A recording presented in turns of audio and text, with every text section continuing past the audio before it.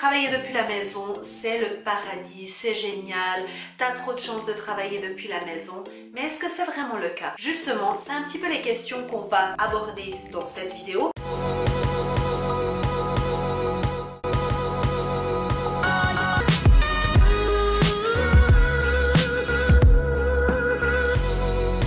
Et bienvenue sur ma chaîne Une Nana in London. Je suis ravie que tu sois ici avec moi. Si c'est ta première fois, eh bien bienvenue. Nous parlons d'organisation, de planification ainsi que de gestion du temps. Dans la vidéo d'aujourd'hui, nous allons parler, comme tu as vu dans le titre de la vidéo, de travailler depuis la maison. Cette vidéo n'est pas que pour les personnes d'ailleurs qui travaillent que depuis la maison, mais aussi pour les personnes qui auraient un projet en cours, qui aimeraient avancer avec ce projet et qui travaillent chez un employeur, en tout cas pour le moment. Eh bien, ce sont aussi des conseils qui vont s'appliquer pour toutes ces personnes-là, parce qu'il te faudra aussi créer tout un environnement pour que ça soit propice aux idées. Et justement, pour apprendre à se connaître, je voudrais juste savoir si toi-même tu travailles depuis la maison et si oui, dans quel domaine. J'attends ton petit commentaire ici en bas. Alors avant de commencer à travailler depuis la maison, justement, je m'imaginais que je pourrais faire exactement comme je veux, que je peux aussi combiner le travail, on va dire, de la maison, c'est-à-dire tout ce qui est lessive,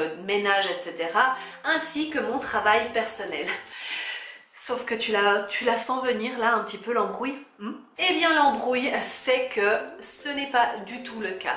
Et justement, il faut savoir se mettre des limites. Parce que bien sûr, travailler depuis la maison, c'est cool, mais il ne faut pas oublier que c'est un travail. Et donc, qui dit travail, justement, c'est mon premier conseil qui vient ici, c'est de te préparer pour une journée de travail.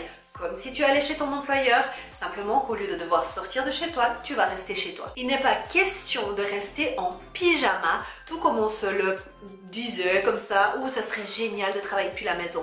Non, oublie ça tout de suite, c'est pas le but. Donc tu vas t'habiller, tu vas faire exactement la même chose comme si tu allais travailler chez ton employeur. Tu te présenterais pas en pyjama ou bien, je sais pas. Fais ta routine du matin comme d'habitude, donc c'est-à-dire tu vas peut-être, je sais pas qu'est-ce que tu fais le matin, mais peut-être tu vas prendre soin de ta peau, tu vas te laver les dents, tu vas faire ta douche, aller prendre ton café. Fais exactement la même chose comme si tu allais travailler chez ton employeur. Et aussi, aie un espace qui soit strictement dédié à ton travail. Si tu commences à mélanger travail et vie privée, eh bien justement, tu auras de la peine à mettre tes limites et aussi à te dire, ok, là, je rentre dans cette pièce, je ferme la porte, je suis au bureau, je suis dans mon travail et ça ne fait pas partie de ma maison. Si tu peux avoir un endroit où tu peux fermer ta porte, c'est vraiment l'idéal pour que même psychologiquement, surtout psychologiquement, tu te dises, voilà, il y a une barrière entre mon travail et donc ma maison. Fais que ton environnement de travail soit le plus agréable possible, te ressemble le plus. Donc ça va se faire au fil du temps. Ne pense pas que tu vas tout d'un coup d'une baguette magique trouver ton inspiration géniale. Peut-être que tu as déjà une idée bien précise et ça c'est cool. Mais si tu n'as pas une idée précise, ce que je te conseille éventuellement, c'est ce que moi j'ai fait, d'aller sur Pinterest et de regarder un petit peu qu'est-ce qui t'inspire. Dans quel environnement tu aurais envie de travailler? Qu'est-ce qui t'inspire? Quelle couleur? Quel matériau? Par exemple, si c'est plutôt dans une chaise en cuir, une chaise en tissu, etc.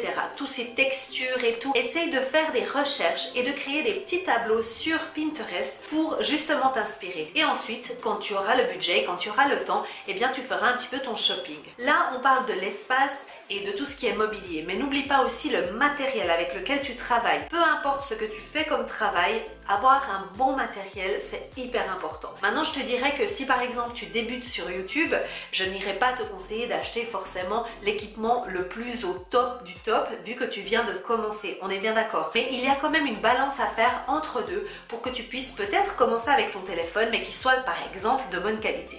Là, c'était l'exemple YouTube, mais tu prends ça avec tout, hein. Aussi, autre chose, c'est de connaître ton rythme. Donc ça va se faire aussi dans le temps. Ne pense pas que dès que tu vas commencer à travailler depuis la maison, tu vas tout de suite réussir à mettre, entre guillemets, ta petite routine en place. Non, c'est comme dans toutes les routines, comme je le dis à chaque fois, tu devras prendre ce temps pour te connaître, pour savoir comment ton corps réagit, comment toi tu es, de voir quand est-ce que tu es le plus efficace. Parce que moi je parle souvent de morning routine, que je t'ai justement conseillé de faire, mais si toi tu n'es pas du tout du matin, dans le sens que tu n'es pas très productive, eh bien peut-être que tu vas, si tu peux bien sûr, ça dépend si tu as des enfants ou autre, mais si tu le peux, eh bien essaye de vraiment capter, donc par exemple pendant une semaine, 2 semaines ou 3 semaines, même plus, quand est-ce que ce sont les moments que tu es le plus productive. Et à ce moment-là, tu vas te dire, voilà, ce bloc ici, de 8h jusqu'à 10h du matin, c'est là où je suis vraiment le plus productif. Qu'est-ce que je vais faire ici? Qu'est-ce qui est la tâche la plus importante à accomplir aujourd'hui?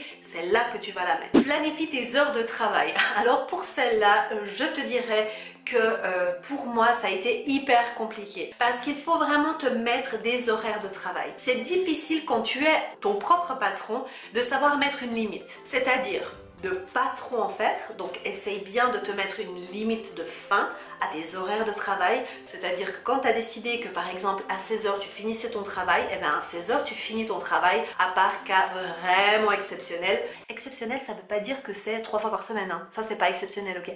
Quelle est l'heure de ton début? Parce que autant on peut vite déborder quand on fait quelque chose qui nous passionne, mais aussi on pourrait se laisser un petit peu... tu vois, tranquillou, hein, allez, je commence à 10h ce matin. Eh ben, du coup, c'est un petit peu compliqué. C'est ça qui est justement très compliqué, c'est d'être flexible, mais en même temps d'être strict. Tu vois comment? Et pour ça, ben, tu devras un petit peu essayer qu'est-ce qui te convient le mieux. Mais ce qui est important, c'est quand même de savoir quand est-ce que tu commences et quand est-ce que tu termines. Et dans les cas exceptionnels, bien sûr, être flexible. C'est aussi pour ça qu'on choisit de travailler depuis la maison. Et aussi, ne pas répondre aux autres choses qui se passent autour de toi. Par exemple, chez nous, tu as mis une machine à laver le linge en cours et tout d'un coup, elle sonne. Et toi, tu es en plein travail. Alors, petit A, tu vas immédiatement arrêter ta machine à laver, tu vas la suspendre, tu vas faire ton ménage, tu vas prendre un petit café parce qu'en fait ça fait un petit moment que tu n'as pas bu de café, et ensuite tu vas prendre un peu d'eau parce que ça sèche le café, et puis ensuite tu vas te rendre compte qu'en fait tu n'as pas rangé le garde-manger, donc tu vas commencer à ranger le garde-manger. Alors ça c'était le petit A. Petit B, tu continues ton travail et tu feras ça après quand tu auras fini ton travail. Ou petit C, c'est la réponse B. Voilà. L'idée ici, c'est de ne pas se laisser distraire par les choses qui sont des affaires privées. Si tu étais au bureau ou dans ton travail, parce qu'on n'est pas forcément tous dans un bureau, on est bien d'accord, mais si tu étais chez ton employeur, ta machine à laver la vaisselle, hein, ton lave-vaisselle ou ton lave-linge, il pourrait sonner. Hein. Tu n'irais pas directement l'ouvrir et tout ranger. Non. Alors, à la maison, c'est pareil. Et surtout, comme tu as vu dans mon exemple B, eh bien, on peut aussi souvent, très souvent, se laisser emporter dans d'autres choses à faire. Et tout d'un coup, il y a 2-3 heures qui se sont passées et tu n'es pas retourné au travail. C'est l'heure de travailler. Il faut se concentrer, il faut être focus. Ce que j'aime bien faire, je l'ai déjà cité plusieurs fois dans des vidéos, c'est me mettre un... Attends, il est toujours là. Un petit timer. En général, je me fais des blocs de 60 minutes. Une fois que ça sonne, je fais une pause d'en tout cas 5 à 10 minutes selon... Oups, pardon.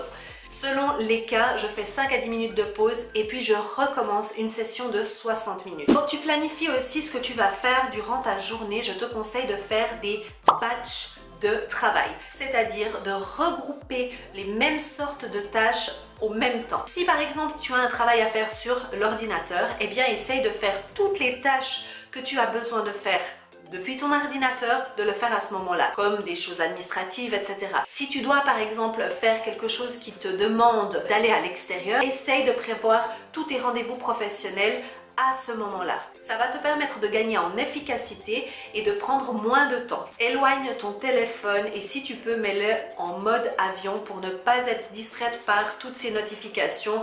Tu sais très bien de quoi je parle. N'oublie pas de faire des pauses aussi. Comme je t'ai dit avant, je mets tout le temps mon timer de 60 minutes et après je fais une pause de 5 à 10 minutes. N'oublie pas non plus de faire ta petite pause de midi. Ça dépend de tes journées. Prends en tout cas une demi-heure de pause. En tout cas, si tu peux, eh bien fais quelque chose qui puisse te libérer l'esprit, te changer les idées, comme par exemple aller marcher, faire, je sais pas, un instrument, aller faire ton sport. C'est à toi de voir qu'est-ce que tu peux faire, mais en tout cas l'idée c'est de pouvoir faire des pauses. Une excellente idée quand tu travailles depuis la maison, c'est justement de ne pas travailler depuis la maison. Essaye de sortir en tout cas une fois par semaine pour aller travailler dans un café ou dans un coworking space, c'est-à-dire des endroits, en tout cas ici à Londres il y en a pas mal, c'est des endroits où tu peux aller prendre ton PC et t'installer pour travailler. C'est des bureaux qui ont été mis à disposition. En général tu dois payer un abonnement, quelque chose comme ça, et tu peux travailler depuis là. Ça se fait énormément ici. Cela va te permettre aussi de voir un petit peu autre chose que ton bureau, d'être en contact quand même un petit peu avec des autres personnes, et je trouve que ça aide quand même à la créativité. Si tu as un boulot créatif, vraiment je t'encourage à le faire. D'ailleurs, je devrais prendre mon conseil en considération. Ouais. Pour faciliter aussi la chose et pour que tu n'oublies pas de manger, parce que moi des fois j'oublie, c'est de préparer ton repas la veille. Je ne sais pas comment toi tu t'organises pour tes repas, mais si tu fais le repas plutôt le soir, eh bien fais une portion de plus pour que tu puisses manger à midi. Comme ça tu auras juste à réchauffer ou alors à manger ta salade qui est déjà prête, juste à l'assaisonner. Comme ça sera rapide, efficace et tu auras de l'énergie pour la suite. Quand c'est la fin de la journée, que tu as terminé ton travail, n'oublie pas de ranger ton espace de travail. C'est exactement la même chose comme si tu étais à la maison où tu fais tes 5 minutes de vite clean-up avant d'aller te coucher. Et bien c'est exactement la chose avec ton bureau, parce que le lendemain quand tu viendras pour travailler, si tu as un espace qui est complètement sans dessus dessous, ça sera beaucoup plus difficile de te mettre au travail, donc tu perdras beaucoup de temps à chercher les choses, à te mettre dans tu sais, l'idée de commencer à travailler. Tu arrives là, tu as tout qui est en place, planifie ta journée qui vient de ton travail pour que tu puisses savoir exactement dès que tu t'assieds à ton bureau qu'est-ce que tu as à faire et quand tu as à le faire. Je te conseille aussi de nettoyer ton espace en tout cas une fois par semaine, parce que ça fait toujours du bien de ouvrir un petit peu ses fenêtres, de mettre un petit peu de pchit qui sent bon, d'aérer tout ça et puis de mettre une petite bougie et elle est belle. J'espère que cette vidéo t'aura été utile pour te motiver à travailler depuis la maison, à te mettre quelques restrictions, quelques petites barrières, au même temps être flexible parce que c'est quand même ça le but. C'est vrai qu'il y a beaucoup d'avantages à travailler depuis la maison, tels que justement avoir cette flexibilité dans les heures, dans les jours, mais ça ne veut pas dire qu'on travaille moins, au contraire, et justement c'est là qu'est toute la difficulté, on va dire, c'est de trouver cette balance. Donc c'est que en testant, et comme je te le dis à chaque fois dans mes vidéos, tu dois tester, voir qu'est-ce qui marche pour toi, et puis réadapter à toi, à ta sauce, à ta vie. Si tu as aimé le contenu de cette vidéo, je t'invite à t'abonner ici à ma chaîne, de me suivre aussi sur Instagram, parce que c'est là où je suis le plus présente, où je partage un peu de mon quotidien et où on peut échanger aussi, où je te pose pas mal de questions, des sondages pour savoir qu'est-ce que tu aurais envie de voir sur cette chaîne, car comme tu le sais, je fais ce contenu pour toi. Donc n'hésite pas à me suivre ici dans les deux endroits et pour apporter ton soutien à cette chaîne. Je te dis à la prochaine et d'ici là, n'oublie pas de suivre tes rêves car ils connaissent le chemin.